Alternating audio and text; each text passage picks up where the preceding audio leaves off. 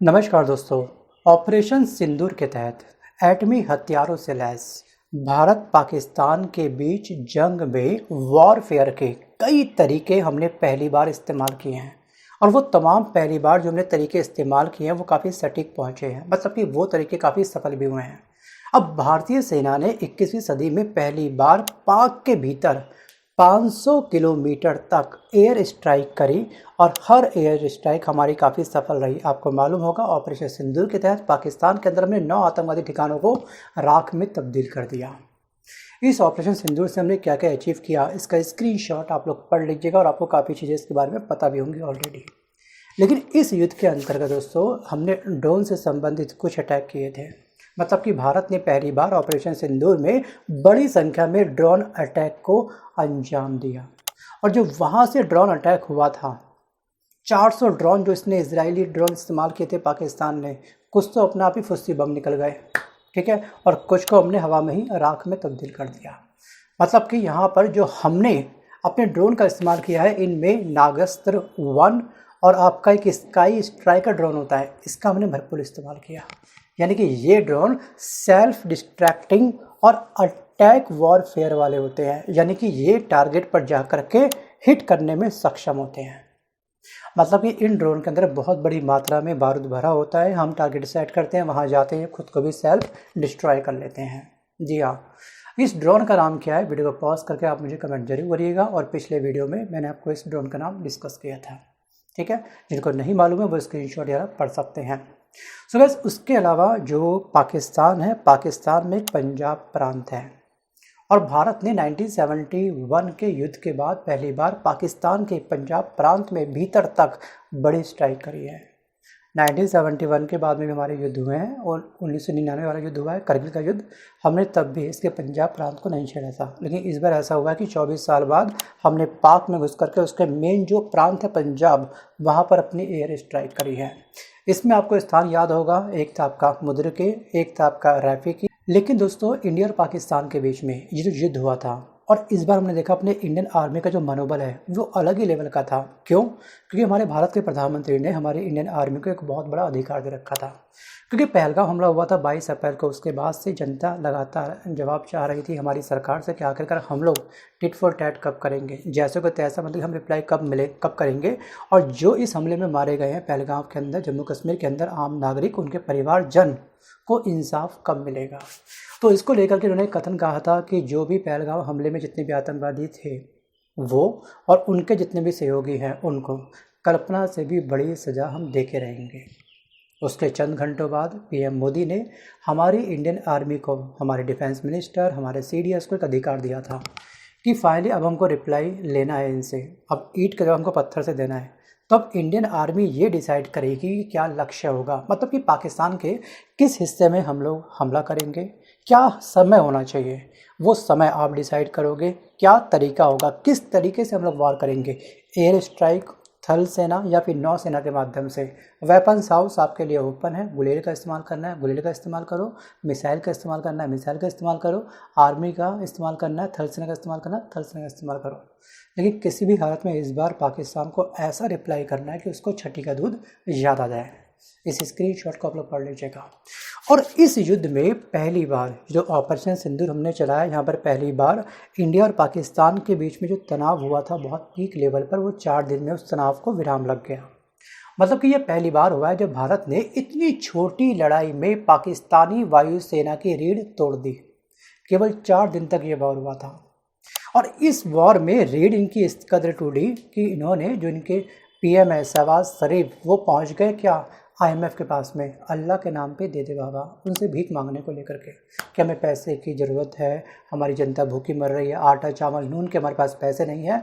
और पाकिस्तान के बारे में तो सब एक चीज़ ध्यान रखिएगा कि भगवान किसी को भी गरीबी दे लेकिन गलतफहमी ना दे। लेकिन पाकिस्तान के पास गरीबी और गलतफहमी दोनों ही इसने पाल रखी, बड़ी कूट कूट करके अपने अंदर। 4 दिन में इसकी अर्थव्यवस्था डगमगा गई। लेकिन आईएमएफ ने जिसको लोन दिया ना, वो भी ऐसे समय में जब इसकी फितरत आपको मालूम है कि इस पैसे का गलत इस्तेमाल करेगा, जनता के विकास के लिए, भलाई के लिए उनके आटे नमक का इंतजाम नहीं करेगा, ये सबसे पहले युद्ध से संबंधित सामग्री को बाय करेगा। और आईएमएफ ने इसको $1 बिलियन इंस्टेंट रिलीज़ कर दिए। अगर $1 बिलियन को आप कन्वर्ट करोगे इंडियन करेंसी में तो आप पाओगे 8,500 करोड़ रुपए इसको प्रोवाइड किए हैं, जबकि पूरी जो इसको कर्ज दिया है IMF ने वो दिया है $2.3 अरब का। सो गाइस यहाँ पे आपको ध्यान रखना है कि 1965 का जो वॉर हुआ था वो वॉर हुआ था 49 डेज तक का। ये जो वॉर हुआ है ऑपरेशन सिंदूर के बाद में ये हुआ केवल 4 दिन तक का। और 1971 की जो वॉर हुई थी वो वॉर चली थी केवल 13 दिन तक, 13 डेज तक।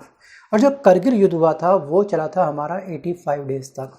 और इस दौरान ऑपरेशन सिंदूर के तहत पाक के हमने 9 आतंकी ठिकानों को राख में तब्दील कर दिया।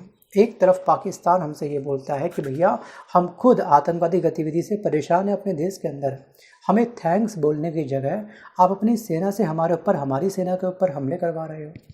सो गाइस इस समय ध्यान रखिएगा, पाकिस्तान के दांत दिखाने के कुछ और है, खाने के कुछ और है, तो ये विश्वास के लायक ये देश बिल्कुल भी है नहीं। सो गाइस इस तनाव के बीच में पाकिस्तान और चीन का नापाक गठजोड़ भी बेनकाब हो गया।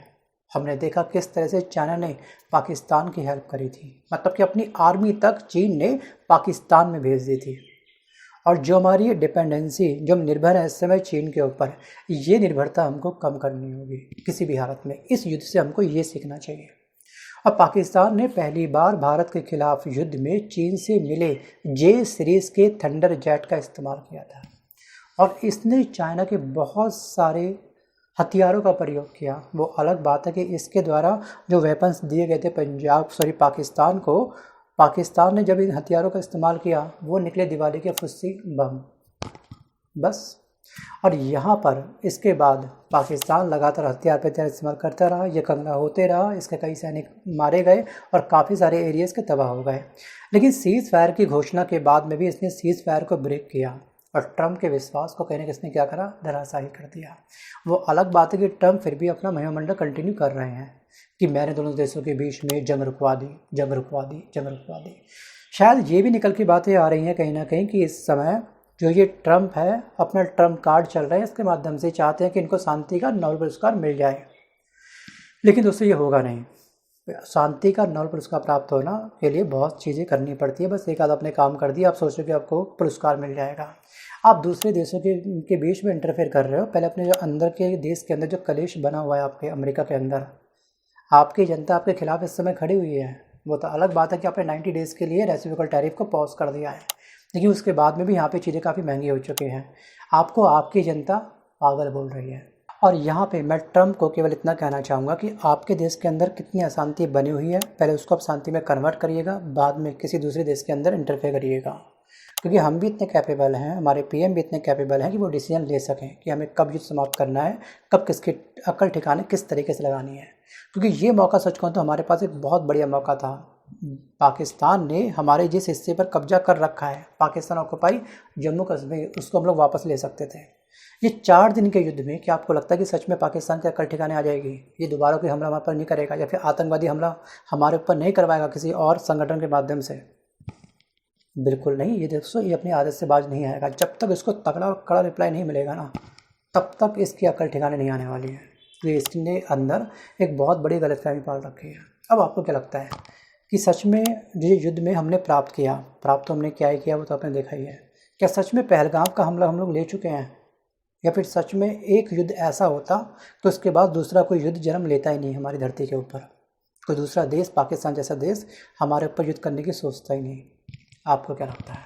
सो गाइस अगर आप भारत के डिफेंस मिनिस्टर होते या फिर भारत के अगर आप CDS होते तो आप क्या एक्शन लेते?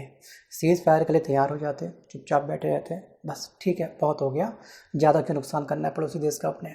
या फिर इस बार ऐसा रिप्लाई करते कि 4 युद्ध तो हो गए, 4 युद्ध के बाद में भी जो इसकी आंखें नहीं खुली है तो उसके 4 दिन के युद्ध के बाद क्या ये आंखें खुलेगी?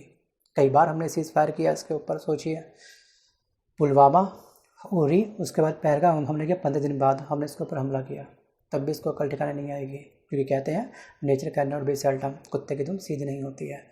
Think about it. Comment box open है, बिंदास आप मुझे कमेंट कर दीजिएगा। धन्यवाद।